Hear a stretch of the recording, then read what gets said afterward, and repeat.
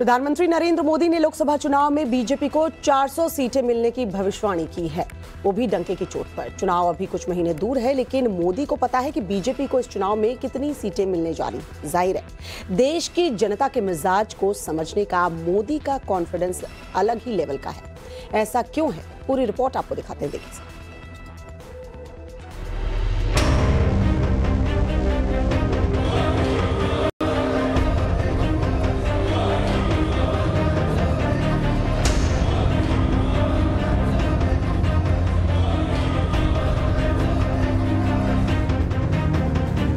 ज्यादा से ज्यादा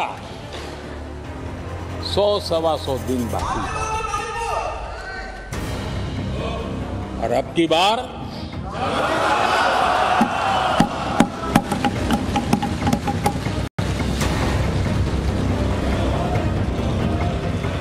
सरकार में ओबीसी कितने लोग हैं, कितने पद पर कहां, उसके हिसाब किताब करते रहते हैं। लेकिन मैं हैरान हूं, उनको इतना सबसे बड़ा ओबीसी नजर नहीं आता है।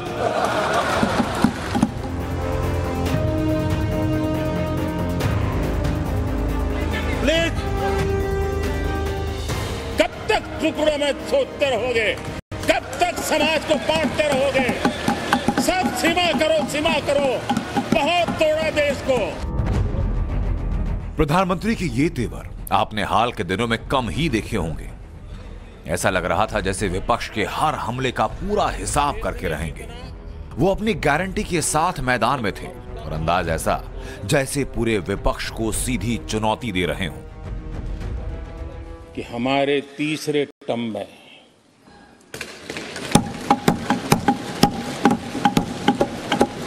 भारत दुनिया की तीसरी बड़ी आर्थिक ताकत बनेगा।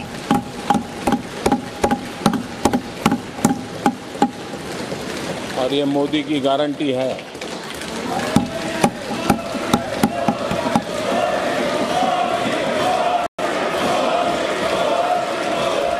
राष्ट्रपति के अभिभाषण पर धन्यवाद प्रस्ताव को लेकर हुई चर्चा का जवाब देने खड़े हुए पीएम मोदी ने लोकसभा चुनाव के नतीजे की भी भविष्यवाणी कर डाली। ये बता दिया कि बीजेपी को कितनी सीटें आएंगी और बता दिया कि विपक्ष की जगह कहां पर होगी। सब कुछ सीधे सीधे, ना कोई लाग, ना कोई लपेट। देश का मिजाज एनडीए को तो 400 पार करवा ही के रहेगा, लेकिन भारतीय जनता पार्टी को 370 सीट अवश्य देगा।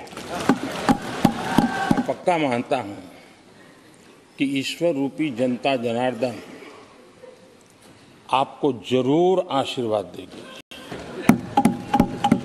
और आप जिस ऊंचाई पे हैं उससे भी अधिक ऊंचाई पर जरूर पहुंचेंगे और अगले चुनाव में दर्शक दिशा में दिखेंगे। सबसे तीखा निशाना राहुल गांधी को लेकर था।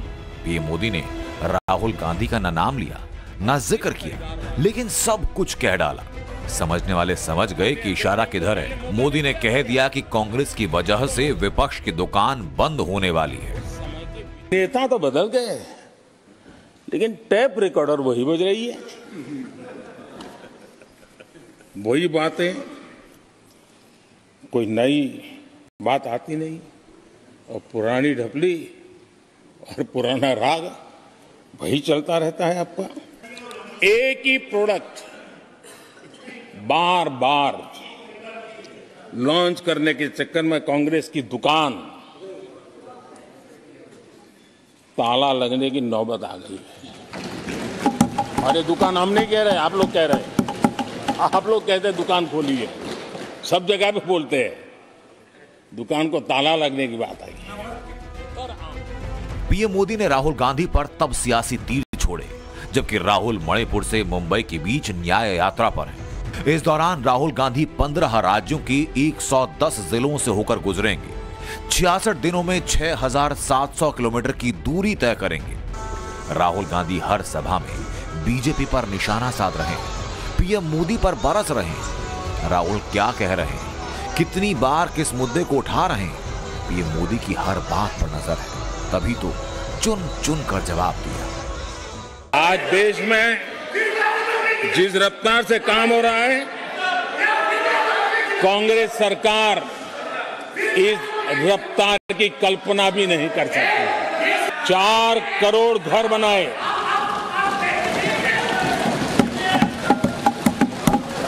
और शहरी गरीबों के लिए 80 लाख पक्के मकान शहरी गरीबों के लिए बने। कांग्रेस,